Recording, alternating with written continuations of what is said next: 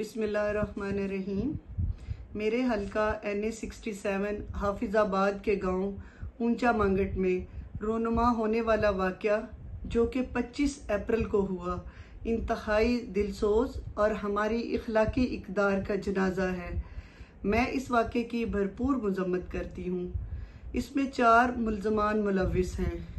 ये बात ज़िला में ज़बान ज़दे आम है कि इसके 2 मुल्ज़म पहले गिरफ्तार हुए थे, जबकि 3 जून को इसकी FIR दर्ज हुई है।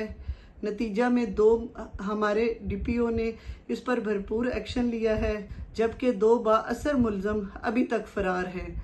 मैं कानून नाफिज करने वाले इदारों से भरपूर मुतालबा करती हूँ कि इन सफाक मुजरमों को निशाने इबरत बनाया जाए। ये मुजरिम वाजिबुल कत्ल हैं।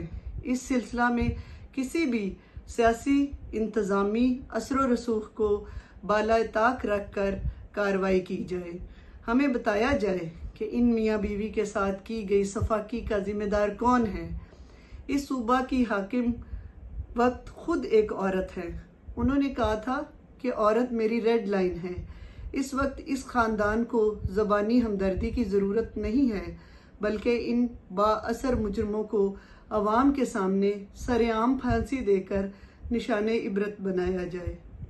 मैं और मेरा ख़ानदान और मेरी पार्टी दुख की इस घड़ी में इस ख़ानदान के साथ हैं। हम असम्बली में भी इस